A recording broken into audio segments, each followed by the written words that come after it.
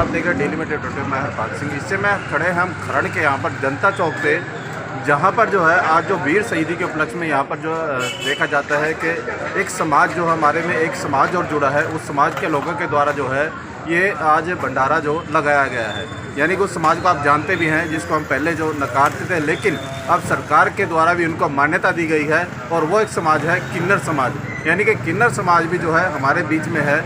लगातार वो जो है सेवाएं भी करता रहता है, जबकि एक समाज जो हमारा समाज है उनको हमेशा से धिक्कारता है, लेकिन वही समाज जो है हमारे बीच में रहता है और लगातार हमारी सेवाओं में लगा रहता है। यानी कि कहीं बच्चों की पढ़ाई और कहीं बच्चियों की शादी या शिक्षा प्राप्त करना या अलग छोटे छोटे कार्य हैं, उनके बीच में उन्हीं समाज के लोगों के द्वारा हमको जो हमारे बच्चे हैं या जो उनका है जिसको सहायता होती है, उस समाज के लोगों के द्वारा सहायता दी जाती है। तो यहाँ पर जनता चौक के अंदर एक मंदिर भी है। तो मैं ये भी बताना चाहता हूँ कि वो जो मंदिर है वो किन्नर समाज का कभी जो है ठिकाना हुआ करता था। यानी कि किन्नर समाज की जो यहाँ पर मानते थी उनके द्वारा पहले उसका घर था, लेकिन अब वहाँ पर जो है वो मंदिर के रूप में स्थापित हो चुका है। और अपने साथी से कहूँगा कि वो मंदिर भी पीछे दिखाए, जो नैना देवी मंदिर के नाम से खरड़ के एक जनता चौक में अभी भी यहाँ पर अवेलेबल है।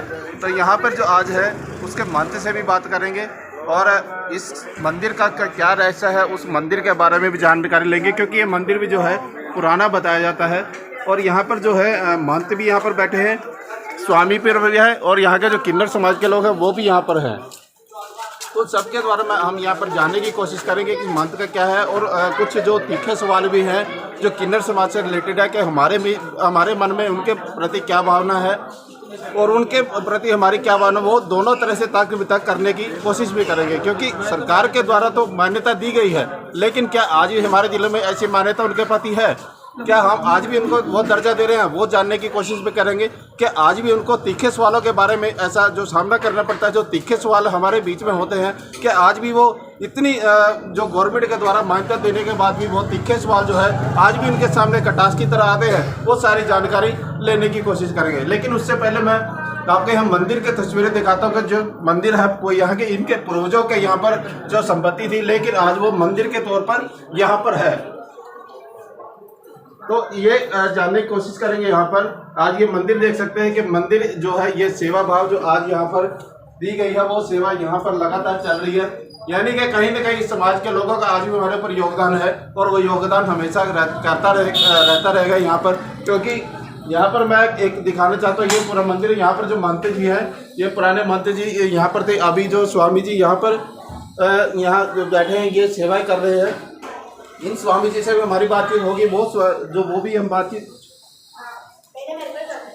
वो स्वामी जी की बातचीत भी हम आपको दिखा रहे हैं कि स्वामी समाज ने लंगर की शुरुआत करी है। क्या वो इसी मंदिर से शुरुआत की गई है? हाँ, इसी मंदिर में वो जो भी प्रोग्राम करता है इस मंदिर से करता है। इस मंदिर का इतिहास थोड़ा बता दें। ये मंदिर 2002 में वो जो बीबी जी थे, बीबी जी जो बीबी जीत रानी, वही यहाँ पे दान किया था। मंदिर पहले उनका घर था, वो दान कर दिया था क्लाब को। मतलब ये घर उनका था उसको? हाँ, क्लाब को दान कर दिया था। ठीक है। तो अब ये इस जगह पे मंदिर आप लोगों ने क्लाब तो है, क्लाब थोड़ा मोटिफिकेशन करके वो मंदिर बनाया था। मतलब ये मंदिर जो है वो किन्नर समाज के द्वारा दान किया था। हाँ, एक जगह दान किया था जी। ये क्या हर साल लंगर करते हैं? हाँ, हर साल मंदिर का जो फिक्स्ड बैसाखी में होता ही है। बैसाखी में उनका तरफ से दो लंगर हो जाता है। उनका तरफ से बैसाखी में होते थे जी, बैसाखी में होता है जी। अभी रामनवमी में भी करता है जी, अभी रामनवमी में भी करता है। तो उन लोग का बीच बीच में प्रोग्राम उन लोग कर देता है। मंदिर का तो अपना प्रोग्राम तो है ही। तो क्या इसके अलावा और कार्य भी कुछ करते हैं वो लोग अपना प्राइवेट में क्या करता है तो मेरे को तो मालूम नहीं। जैसे शादी का है भाई, जैसे कहते हैं बच्ची की शादियां भी हैं तो करते हैं। अच्छा, ठीक है, ठीक धन्यवाद। तो और गोटा जो साल भर मंदिर का अपना प्रोग्राम भी है। स्वामी जी से भी हमारी एक्चुअली बात होगी, लेकिन यहाँ पर मैं अखंड ज्योत यहाँ पर दिखा रहा हूँ। जो अखंड ज्योत है 22/12/2012 से यहाँ पर जो है लगातार ये ज्योत जो है जल रही है। ये नैना देवी से ये ज्योत लाई गई थी, लेकिन लगातार जो है ये ज्योत यहाँ पर जलाई जा रही है। दूसरा मैं आपको यहाँ पर शिवलिंग के दर्शन भी कराने दूँगी। शिवलिंग है पुराना, ये शिवलिंग आप देख सकते हैं। यहाँ पर जो है ये भी इस मंदिर के अंदर, यानी कि इस जो है यहाँ पर ये शिवलिंग यहाँ पर विराजमान है। यानी कि जो यहाँ पर आए वो देखना चाहते हैं कि यदि ये मंदिर है आज, वो भी इसका दर्शन हम आपको यहाँ पर सीधी तस्वीर आपको दिखा रहे हैं। इस मंदिर के अंदर से वो सारा लाइव यहाँ पर अभी हम आपके सामने ही हैं। और मैं सामने अपने साथी से कहूँगा एक बार वो मंदिर के भी दर्शन करें। यहाँ पर माता जी जो विराजमान है उनकी भी भव्य तस्वीर आपको दिखाएं। और अपने साथी से अनुरोध भी करूँगा कि एक बार जो खरड़ जरूर आता है वो यहाँ पर दर्शन के लिए जरूर आए। तो यहाँ पर जो है महंत समाज के जो यहाँ पर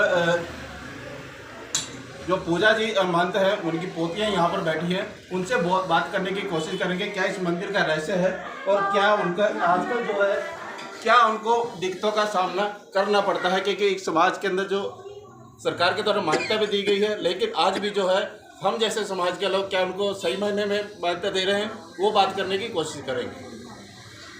नमस्कार जी, अपने चैनल में मैं आपका स्वागत करता हूँ। तो इस मंदिर का सबसे पहले तो हम इस मंदिर के बारे में कुछ रहस्य जो है वो जानना चाहते हैं कि मंदिर जो है पहले बताया जाता है कि आपके जो परदादी या दादा जो भी है उन्होंने यहाँ पर दान दिया था। तो क्या इसका मंदिर का महत्व है? हाँ जी, जैसा कि हमारी जो बीबी जीत रानी महंत जी हैं, वो हमारे परदाद गुरु भी लगते हैं, हमारे घर को बड़ी माई जी भी कहा जाता है। और ये बरसों पुराना इतिहास, हिंदुस्तान पाकिस्तान के वक्त का ये ऐतिहासिक जो है ये जगह मानी जाती है जिस जगह हम बैठे हैं, जो आज नैना देवी मंदिर के नाम से प्रसिद्ध है, खैर जनता चौक पर। तो हमारी जो बीबी जीत रानी जी थी पहले वो यहीं पर रहा करती थी, यही उनका निवास स्थान था। फिर उसके सामने ही उन्होंने एक और जगह ली और 2002 के अप्रॉक्स, जैसे महंत जी ने बताया है, इसको एक डोनेशन के तौर पर एक ट्रस्ट को दान कर दिया, जो कि अब ये मंदिर बन चुका है। पहले ये हमारा बुजुर्गों का घर था, यहीं से हमारी बीबी जीत रानी की शुरुआत थी, इसी घर से। और तकरीबन 100 साल की होकर वो अभी हमारे बीच में नहीं रही हैं और इस बात का हमें बड़ा दुख भी है। लेकिन वक्त सभी का आना है, ये सत्य है। जो हम जीवन जी रहे हैं शायद वो झूठ है, मृत्यु सत्य है। और हमें हमेशा से हमारी जो परदादी थी वो यही सिखाती थी। उनके संस्कार, उनके वचन, हम शायद उनके जैसे कभी ना बन पाए। उनका जो रहन सहन था बहुत सात्विक जीवन था। उन्होंने कभी लहसुन प्याज तक डेरे के अंदर नहीं आने दिया, कभी पंखे के नीचे वो नहीं सोई, कभी उन्होंने कोई फैंसी कपड़ा, मॉडर्न चप्पल, जूता ऐसा कुछ नहीं पहना। बहुत सात्विक जीवन बिताकर, एक पंडिताइन वाला जीवन बिताकर, एक भगत वाला जीवन बिताकर असल में वो हमारे बीच से चली गई। अच्छा, एक क्वेश्चन में, जैसे आज एक समाज, आप इस समाज से जुड़ चुके हैं, क्योंकि पहले हम एक चीज़ जानते थे कि आपके समाज को ना तो जेंट्स में माना जाता था ना महिला में माना जाता था, तो दीन दृष्टि से भी आपको देखा जाता था। तो क्या उस बारे में एक किन्नर समाज के प्रति भी आप कुछ हमें बताना चाहेंगे? पहले जो इतिहास था, हिस्ट्री थी, ख्वाजा सरा बोला करते थे मुग़ल पीरियड में।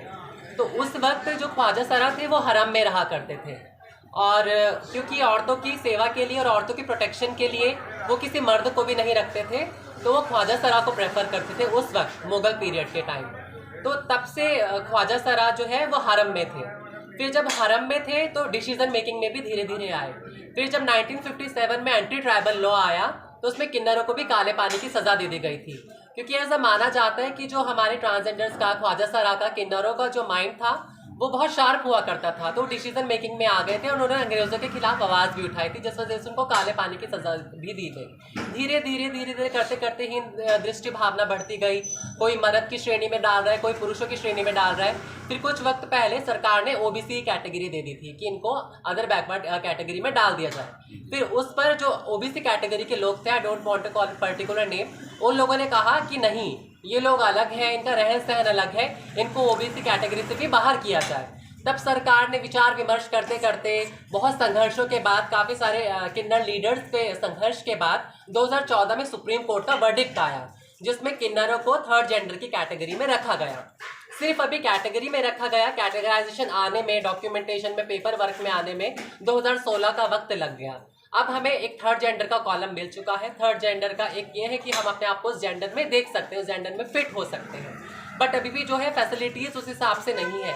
जैसे राइट टू रिजर्वेशन नहीं है, राइट टू जब रिजर्वेशन नहीं है तो जॉब भी नहीं है, क्योंकि मार्जिनलाइज कम्युनिटी है, पढ़ नहीं पाते हैं बच्चे काफ़ी। जो अगर आप किन्नर बच्चों का ड्रॉप आउट रेट देखेंगे तो सबसे ज़्यादा जो ड्रॉप आउट रेट है स्कूल से, कॉलेजेस से, वो किन्नर बच्चों का ही होता है। जेंडर आइडेंटिटी की वजह से, जेंडर आइडेंटिटी डिसऑर्डर्स की वजह से किन्नर बच्चे पढ़ नहीं पाते हैं। तो ये हमारी सोसाइटी की एक कमी है कि हमने अपना 3A प्रिंसिपल नहीं अपनाया है, एक्सेप्ट का, एडजस्ट का और अवॉइड का। हमने एक्सेप्ट नहीं किया, हमने एडजस्ट भी नहीं किया, हमने अवॉइड भी नहीं किया उन नेगेटिव चीज़ों को जो पास से आ रही थी, जो इंक्लूजन के लिए और डाइवर्सिटी को कहने का मतलब ये है कि सरकार ने लिखित में तो आपको दे दिया, हाँ, पर प्रैक्टिकली आपको कुछ मिल नहीं पा रहा। बिल्कुल, जैसे बच्चे के हाथ में खिलौना खेलने के लिए दे दिया जाता है, उसी प्रकार से सिर्फ कॉलम दे दिया गया है। सिर्फ कॉलम से क्या होता है? तो इसीलिए अगर आप कहते हैं, कुछ लोग कहते हैं जब जजमान के घर पे जाते हैं बधाई पे कि आप लोग कुछ करते क्यों नहीं हो, तो क्या करें? जब हम जजमान से क्वेश्चन पूछते हैं कि हाँ क्या आप लोग हमको अपने घर में जॉब पे रखोगे, झाड़ू पोछे पे रखना चाहते हो, तो उनका मुंह बंद हो जाता है। आप अपने झाड़ू पोछे पर भी नहीं रख सकते हमको, आप अपने साथ हमें टेबल चेयर पर भी नहीं बिठा सकते कि ये लोग कौन है। मेरे साथ एक इंसिडेंट ऐसा हुआ है यूनिवर्सिटी में, जब मैं फर्स्ट टाइम यूनिवर्सिटी में गई, पंजाब यूनिवर्सिटी में, तो वहाँ पर मुझे एक लड़कों के ग्रुप ने कहा कि ये लोग यहाँ पे क्या करने आ गए, ये लोग इनादे थे की काम है, ये थे की कारण आ गए। तो उनको ये नहीं पता कि यूनिवर्सिटी में किन्नर्स जॉब भी करने आ सकते हैं, पढ़ने भी आ सकते हैं, लिखने भी आ सकते हैं और लोगों से इंटरेक्ट करने के लिए भी आ सकते हैं। क्योंकि जब तक हम बात नहीं करेंगे तो लोगों को हम अपनी बात कैसे समझाएंगे? तो लोगों को ये समझना पड़ेगा, एक्सेप्ट करना पड़ेगा, एडजस्ट करना पड़ेगा, अवॉइड करना पड़ेगा नेगेटिव चीज़ों को। जो हमारे मांगने खाने की प्रथा है, इस प्रथा ने, किन्नर कल्चर ने हमको सेव किया है। अगर ये प्रथा ना होती, हमारी गुरु चेला शिष्य परंपरा ना होती, एक गुरु चेला जो परंपरा है वो एक बहुत ही प्योर हमारे जो कल्चर में आता है, जिसके अंतर्गत हम सब एक साथ रहते हैं, डेरे में रहते हैं। वो कहते हैं ना कि अंगूरों का गुच्छा होता है या लकड़ियों का गुच्छा होता है या पेड़ की टहनी होती है, अगर एक टूट के गिर जाए तो धीरे धीरे सब कुछ शेड ऑफ होने लगता है। अंगूर में से एक अंगूर निकल जाए तो सब कुछ शेड ऑफ होने लग जाता है। तो उसी तरह बंच ऑफ कीज की तरह, बंच ऑफ ग्रेप्स की तरह हम सब डेरा कल्चर में रहते हैं। यहाँ पर हमारी बीबी जीत रानी जी ने ये ऐतिहासिक जो है ये शुरुआत की थी इस डेरे की। उसके बाद उनकी जो शिष्य है हमारे दादगुरु पूजा महंत जी, वो यहाँ पर मालिक है, गद्दी नशीन है। और कभी हमारी जो दादगुरु है पूजा महंत जी, उन्होंने कभी हमें पढ़ने लिखने से नहीं रोका है। I have also did masters in women studies from Punjab University Chandigarh, and we are also into some NGOs, into some social work, but I don't have any kind of job. I want government job for which I don't have reservation. I need reservation. कुछ साल के लिए कर दीजिए सभी के लिए, ताकि लोग अपनी आइडेंटिटी को जान पाए, पहचान पाए कि हमारे लिए भी कुछ है। तो हमारी पूजा महंत जी है जो हमारे दादगुरु हैं, उन्होंने इस चीज़ में हमें बहुत सपोर्ट किया है कि जो भी बच्चे पढ़ना लिखना चाहते हैं, पढ़े लिखें, आगे बढ़े, एनिमल वेलफेयर के लिए काम करें, सोशल वेलफेयर के लिए काम करें, और हम इस चीज़ के लिए सदैव तत्पर हैं।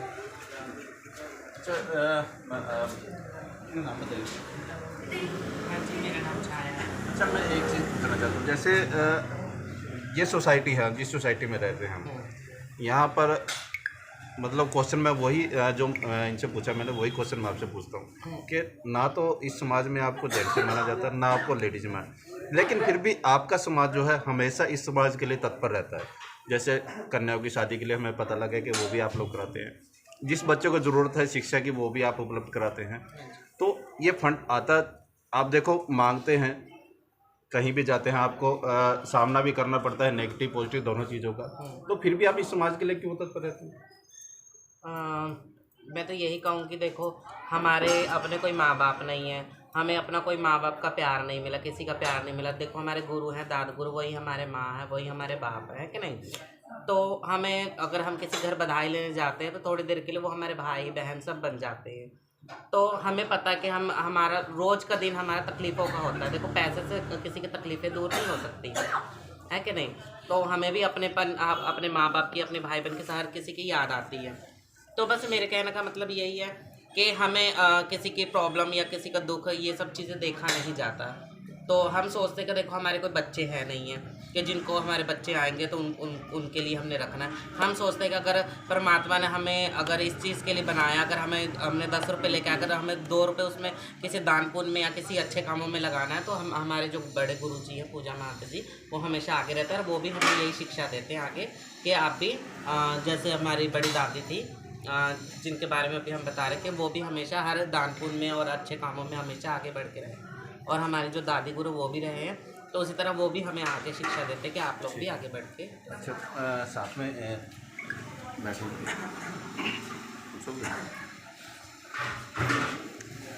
तो जैसे आप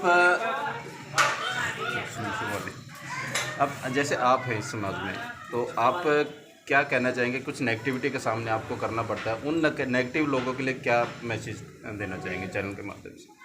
ਸਤਿ ਸ਼੍ਰੀ ਅਕਾਲ, ਮੈਂ ਤੁਹਾਡੀ ਜਸਨੂਰ। ਮੈਂ ਆਪਣਾ ਉਹਨਾਂ ਜਿਹੜੇ ਆਪਣਾ ਸਾਨੂੰ ਕੁਝ ਨੈਗੇਟਿਵ ਤੌਰ ਤਰੀਕੇ ਨਾਲ ਵੀ ਦੇਖਦੇ ਨੇ ਲੋਕ, ਉਹਨਾਂ ਨੂੰ ਆਹੀ ਇੱਕ ਆਪਣਾ ਮੈਸੇਜ ਦੇਣਾ ਚਾਹੂੰਗੀ ਕਿ ਅਸੀਂ ਵੀ ਤੁਹਾਡੇ ਵਰਗੇ ਹੀ ਹਾਂ। ਚਲ ਕੀ ਹੋ ਗਿਆ, ਰੱਬ ਨੇ ਸਾਨੂੰ ਇੱਕ ਬਣਾਤਾ ਆ, ਪਰ ਅਸੀਂ ਸਾਡੇ 'ਚ ਕੋਈ ਹਰੇ ਰੰਗ ਦਾ ਖੂਨ ਤਾਂ ਨਹੀਂ ਵਗ ਰਿਹਾ, ਕੋਈ ਨੀਲੇ ਰੰਗ ਦਾ ਤਾਂ ਨਹੀਂ ਵਗ ਰਿਹਾ, ਕੋਈ ਸਾਡੇ 3 ਅੱਖਾਂ ਨਹੀਂ ਲੱਗੀਆਂ, ਕੋਈ ਸਾਡੇ 4 ਹੱਥ ਨਹੀਂ ਲੱਗੇ, ਅਸੀਂ ਵੀ ਤੁਹਾਡੇ ਵਰਗੇ ਹੀ ਹਾਂ ਵੀਰ। ਬਾਕੀ ਇੱਕ ਅਸੀਂ ਇੱਕ ਫਕੀਰੀ ਵਾਲੀ ਜ਼ਿੰਦਗੀ ਜੀਂਦੇ ਹਾਂ, ਅਤੇ ਇੱਕ ਫਕੀਰ ਹੈਗੇ ਆ। ਚਲੋ ਚੰਗਾ ਵੀ ਬੋਲਦੇ ਆ ਲੋਕ, ਮੰਦਾ ਵੀ ਬੋਲਦੇ ਆ, ਉਹਦਾ ਵੀ ਭਲਾ ਹੋਵੇ। ਚੰਗਾ ਬੋਲਣ ਵਾਲਿਆਂ ਦਾ ਅਤੇ ਮਾੜਾ ਬੋਲਣ ਵਾਲਿਆਂ ਦਾ ਵੀ ਭਲਾ ਹੀ ਕਰੇ ਰੱਬ, ਹੈ ਨਾ। ਆਪਾਂ ਕਿਸੇ ਦੇ ਲਈ ਮਾੜਾ ਤਾਂ ਬੋਲਦੇ ਨਹੀਂ ਹੈਗੇ, ਰਾਜੀ ਰਹਿਣ, ਉਹ ਵੀ ਹੱਸਦੇ ਵਸਦੇ ਰਹਿਣ। ਸਾਨੂੰ ਮਾੜਾ ਕਹਿਣ ਵਾਲੇ ਵੀ ਇੱਕ ਸਭ ਦੀ ਇੱਕ ਸੋਚ ਹੁੰਦੀ ਹੈ।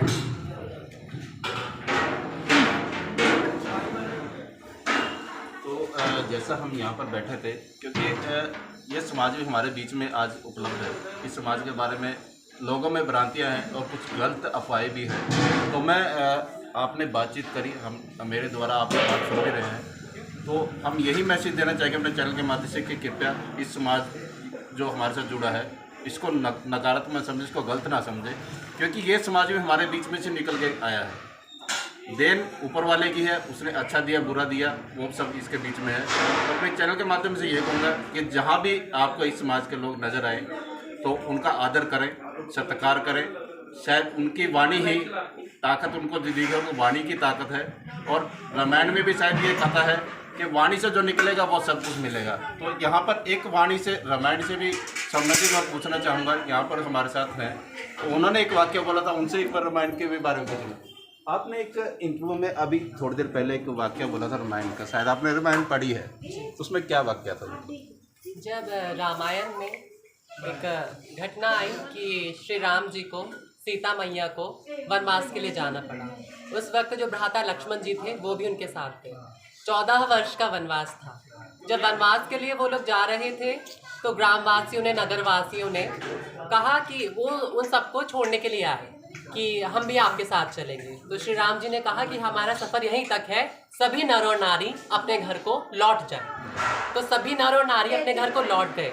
जब 14 वर्ष का वनवास पूरा पूर्ण कर श्री राम जी वनवास से लौटे सीता मैया के साथ, श्री लक्ष्मण जी के साथ, तब उन्होंने देखा कि किसी जब तक क्रिया की आवाज़ आ रही है, ये जब तक किस प्रकार का हो रहा है। तब वहाँ पर कुछ किन्नर बैठे थे।